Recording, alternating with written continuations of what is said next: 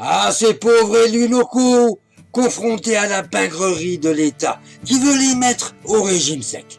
Et c'est avec une belle unanimité, gauche et droite confondues, qu'ils se lamentent sur l'inévitable augmentation de leurs impôts, pensant si généreusement à leurs pauvres contribuables, toujours pris entre deux feux, et que, contraints et forcés, ils vont encore être obligés de les pressurer. Pensez donc, 4 milliards de baisse par an, soit 1,91% de leur budget.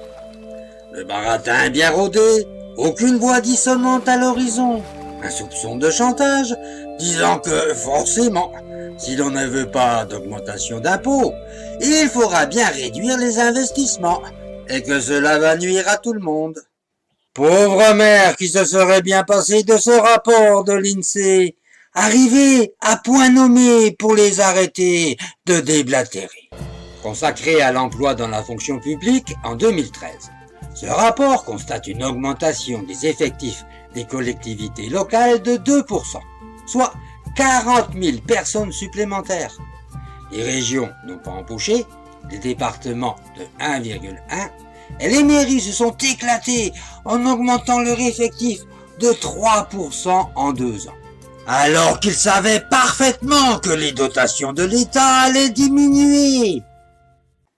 Le mieux dans cette histoire, c'est que l'intercommunalité, censée permettre aux communes de faire des économies en mutualisant leurs services, ont vu leur embauche augmenter de plus de 10% en l'espace de 2 ans. Je rappelle quand même, car j'ai déjà les oreilles qui sifflent, qu'un emploi public ne peut que nous appauvrir puisqu'il est payé par nos impôts, alors qu'un vrai emploi est payé par un patron. On a bien donné des noms à cette perversion, copinage, favoritisme, clientélisme, mais elle est bien due surtout à un manque d'éthique et de sens moral. Malheureusement, jusqu'à présent, impossible de savoir si les promesses de l'élu seront tenues, et qu'une fois la place prise, il ne fera pas tout pour garder son emprise.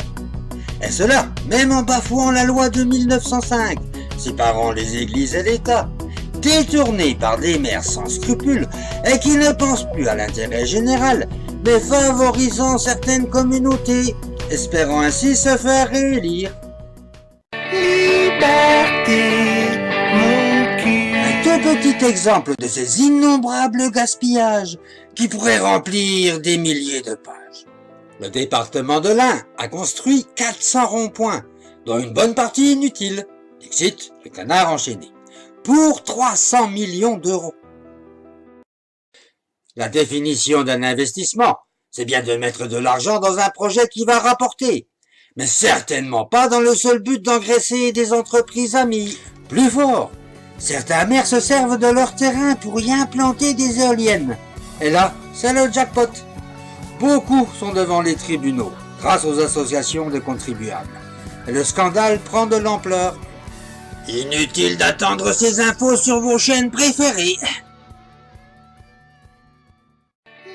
Comme personne ne peut être sûr qu'un élu va bien tenir ses promesses, je vais encore citer nos philosophes libéraux du XVIIIe siècle, qui disaient qu'à chaque pouvoir, il faut un contre-pouvoir. Or, nous en avons deux. Ceux qui ne peuvent agir qu'après, mais de plus en plus efficaces, et qui est toujours la première association de France. 180 000 personnes quand je les ai connues, 320 000 à l'heure actuelle, et qui fait condamner de plus en plus d'élus, contribuables associés, ainsi que toutes les associations locales. Mais alors, avec quelle confidentialité de la part de nos médias? Et surtout, ceux qui s'y prennent d'avance. Une association qui existe depuis 2002 et que je viens à peine de connaître. Preuve que les journalistes font bien leur boulot pour censurer tout ce qui gêne nos élus. Anticor, pour anticorruption, qui a défini une charte et qui demande à chaque candidat s'il veut la signer.